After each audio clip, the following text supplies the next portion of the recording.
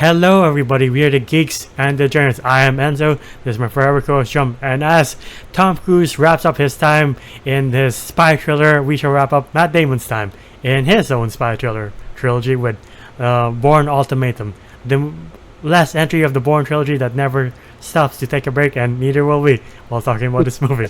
But yeah, Jason Bourne has been on the run since Supremacy, and you see him, he's still on the run, and this time the media gets a hold of the whole Treadstone and Black Buyer conspiracy, and the CIA obviously is not happy. They even got Daredevil's mentor to look over it.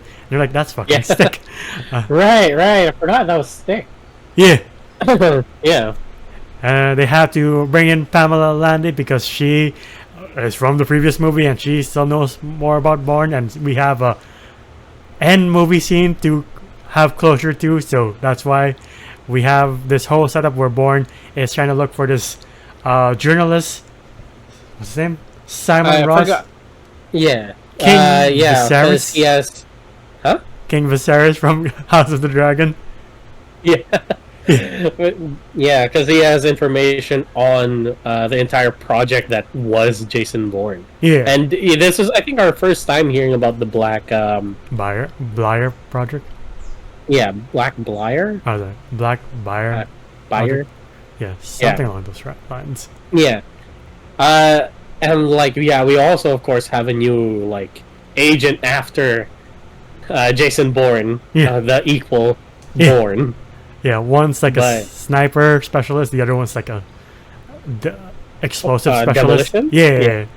So, Jason Bourne tries to escort this poor man to, like, the German subway station.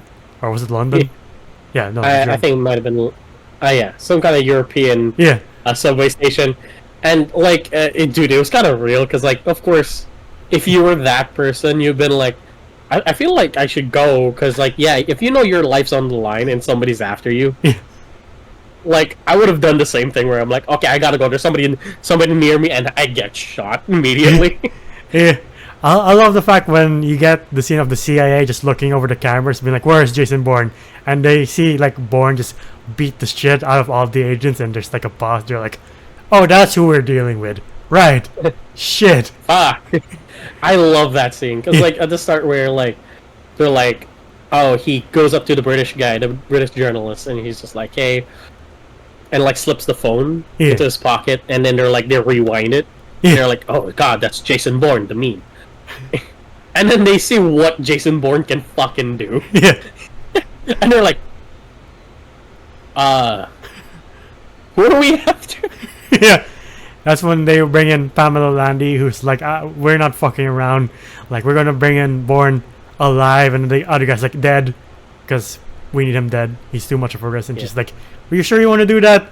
Make this guy know that we're out to kill him. This guy who just beat up like 10 people right in front of you. He's like, yeah, he's too much of a CIA risk because what we did to him and the rest of the test subjects, even though they did agree to go through this, is under the definition of illegal and non-ethical. Yep. They even got... I would say human rights ain't happy about that. Oh, definitely not. And then since Simon Ross gets sniped by the first specialist, Bourne has to track down the boss who has the rest of the documents to somewhere in Spain. But along the way, he does get reunited with Nikki. And then they drop a hint that maybe Bourne and Nikki were a thing. Had something. Yeah, and for all, I was like, before or after? And she's like, I have to go. Before or after? I have to go. Fuck! I'll find them. Like, yeah, she, like, goes out and is like, you really don't remember me? I'm like, girl, that's his entire identity. Right? Like, that's the main phrase everybody has for Bourne. You're like, you really don't remember? Huh, I don't! You're like, oh, I'm sorry, man. I got shot. Yeah. I've been trying to figure it out for 3 fucking years.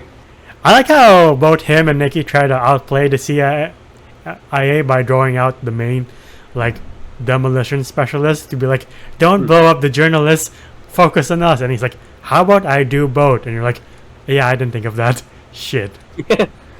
Multitasking. Good on him. Yeah. But yeah, like, but Bourne does choke him out. in a pretty cool scene. I will say yeah.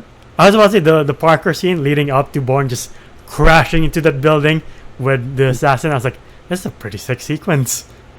Not gonna lie. Yeah.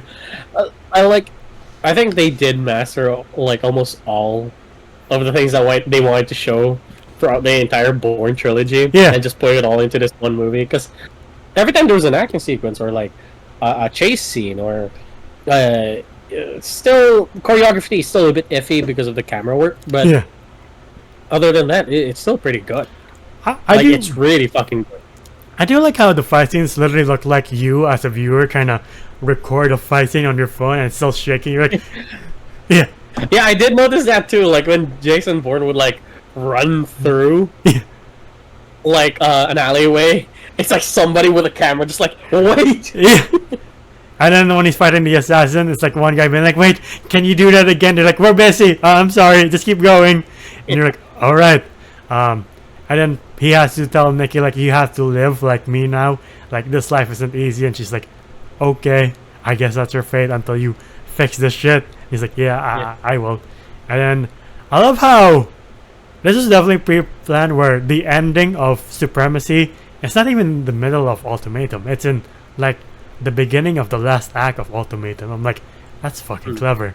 I wish more movies did that, connecting the dots. And then he does the thing where he first talks to Pamela Landy and he's like, his favorite fucking thing to do. I'm sorry, like he's done it like 3 fucking times already in 3 different movies, and this is for sure Jason Bourne's favorite thing to fucking do. Is call up a higher up and just being like, "Hey, how you doing?" Thankfully, we find out that she's kind of on his side. Yeah. And she was like, "Hey, you look tired." Yeah. And that's not this main trick, because he calls up the main CIA guy, and he's like, where are you? I'm at my office. He's like, no, you're not. How do you know? Because we were talking face to face right now. And he's like, wait. Again, that's Jason Bourne's favorite fucking thing. I love it. It never gets tired. I never get tired of it. Like, yeah, it never becomes uncool. It becomes more cool. Because like when she was like talking to Pamela, she was the CIA guys were like, "Oh, he's in New York." Right? And I love the fact that they were tracking Pamela, but when he calls the main guy, they're like, let's go back, like abort the mission, and she's like, oh, they were tracking me. All right, fair enough. Yeah. Yeah. We found from the last movie, we find out Bourne's true identity. His name is David, but you're like David Webb, but you're still like, I still prefer Jason Bourne, man. That's still a cool name. And like he and Pamela Landy do a double takedown of the CIA because she sends the classified documents to like the press, and then he gets to confront the main Treadstone guy, I forgot his name, but he's the actor from My Fair Lady. And you're like, you have a sick voice, dude. Yeah, he is. Oh my god, that is him. Yeah. I need to rewatch My Fair Lady. That's a good movie. Albert Finney as Albert Hirsch. And I'm like, yeah. And he tells Bourne everything we uncovered in this movie, that you wanted to conscript, you wanted to be part of this program, and like we made you the perfect weapon, and we did that to other people too. And like he tells Bourne all of this, and he's like, you're gonna kill me now? Nah, you don't deserve that star that they gave to agents. Yeah, you don't deserve that star in Langley. I'm like, fuck. that went hard. I was just like, yeah, fuck you. And like he does have a little car chase with like the sniper, that one assassin. Yeah, but of course, knowing what he went through, this guy's probably the same victim. Yeah. So once he had the opportunity, he didn't take it. Yeah, I like the fact that this car chase scene is a more refined car chase scene than in Supremacy. Yeah. Like you can see what really is happening. I'm like, alright, that's more suspenseful now. I'm like, yeah, I do like the fact that you think like it's the end of Bourne, and then they're like, oh, we haven't found Bourne in 3 days. And they're like, oh, thank God. I didn't want this to be the end, man. Yeah. And like I think it's a very, very good trilogy. for this part of Bourne's arc. Like, I don't know what they have planned for him next. I do know they have like an end movie. There's another Jason Bourne movie. It's just called Bourne. Yeah, it's not that good. But they have another Bourne movie by the director of Conclave and All Quiet of the Western Front. So hopefully that pushes through. Fuck yes, I would love to see that. And like with Matt Damon in his like later years. Yeah. Like that's how long Jason Bourne's been running. Yeah. Or trying to figure shit out. Yeah. Or like maybe this is his way of like going against CIA now, because like they really fucked him over.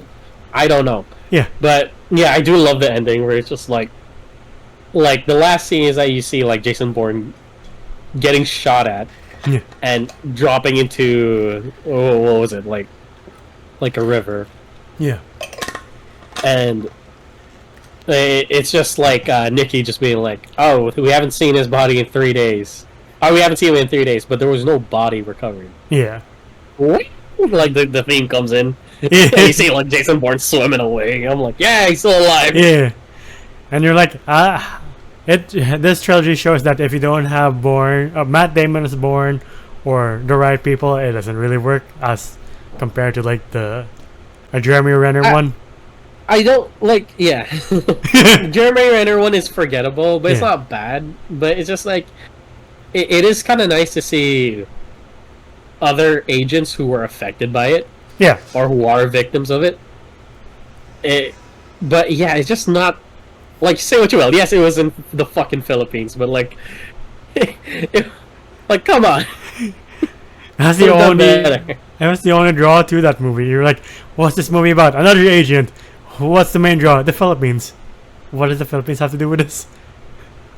We don't know. He's just there. Yeah, exactly. Okay. I forgot the main context of why he went to the Philippines. I'm like, huh? I remember that we had a lab that had something to do with like whatever's happening in that plot, and I was just like, ain't no way it's in the fucking Philippines. Is that why John Arcilla is there to be like the main guy of the lab? You're like, oh yeah, fuck, it's the General. We have to watch our census or something like that. Does it end in the Philippines? I'm diverging, I know, but like I forget how the movie ends. Yes, it does. It does. Like he beats like the main agent that's after him in the Philippines, and then goes on a boat, and he has like the love interest and like a little kid that he like adopts, I guess. I haven't seen that movie in forever. You're like little kid. But I remember hints of it. Anyway, what would you rate Bourne Ultimatum? I would rate Bourne Ultimatum a solid 8 out of 10. It is a fucking good movie, and I'm good. I know it's not yet done. Yeah. But at the time, like, it was a good, like, okay, this is a great journey. Yeah. It's still open-ended. Like, the ending is like him, like, swimming away. Yeah. You don't know what he's gonna do next. But at the same time, you're just like, yeah. Like, we finally found out who the hell he is. Yeah. We find out what the hell, like, this entire program that he was subjected to, and like we know who to blame. Yeah. So it was kind of nice just to see where it left off, and just like I can't wait for the one, as you said, like the new Bourne movie directed by the guy who did All's Quiet on the Western Front, because I would love to see a darker, even though yes, Jason Bourne's already pretty dark in of itself. I would love to see a darker like spy movie. Oh, definitely. Maybe in between we can do Conclave as well. Just not so close to this year, because it will look like perfect timing on our part. Why not? I don't know, with a new pope, and we do Conclave. A new pope just came out, bruh. You know what? Yeah, they released a new pope. A brand new model. An American version too. Well, I mean, so far he seems alright. Yeah. Yeah, but I'm still on my toes. You never know. In both senses, you never know. We'll just have to see how the rest of the year goes. Anyway, going back to this movie, I'll give Ultimatum an 8 as well. A great choreography, and in the hands of Tony Gilroy, you see how well he can direct spy thriller movies, whether they be set in this universe or in galaxies far, far away. He really is a one-of-a-kind screenwriter. Same with Paul Greengrass. He's a one-of-a-kind director. And Matt Damon is just it's one of his best roles, if not my favorite role of Matt Damon ever, aside from maybe The Martian. Yeah, like if you hear Jason Bourne, immediately it's Matt Damon. You hear nothing else. Yeah. Sorry, Jeremy That's Renner. why you don't see anything else. Yeah. Yeah. Jeremy Renner, you're great in other stuff, but Matt Damon is the definition of, like, when you say Bourne, as you said, you think Matt Damon. And yeah, it's just a very well directed trilogy. And if I had to give the trilogy a score, I would give it an 8 as well. It's a very solid spy thriller trilogy, and it's one of the best ones out there today.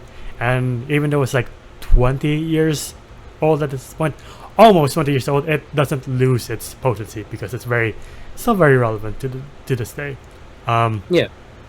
So to the audience watching and to you, since Tony Gilroy is directing the majority of Andor, what do you think of Andor so far? I know it's off topic, but it's still Tony Gilroy. I think it's fucking amazing. I haven't started. You haven't started? Really? Okay, I haven't started yet. So yeah, I'll get right on that.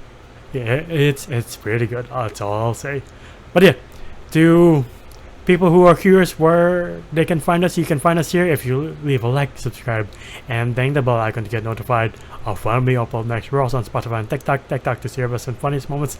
Spotify to here's on the go. I know I got lost, but leave me alone. And the video I'm Zoe does voices on TikTok and Ants Wolf on Letterboxd. Where can you find you? You can find me at JomJum_. On Instagram, it is my account. And to end our spy thriller lineup, we're jumping a bit forward in time from 2007 to 2015 with a brand new movie we haven't done, which is The Kingsman with Colin Firth and Taron Egerton. So stay tuned for that. And there might be a third member here, so watch out for that as well. So yeah, they've been here before, don't worry. But until then, we'll see you there. Bye everybody. Ciao.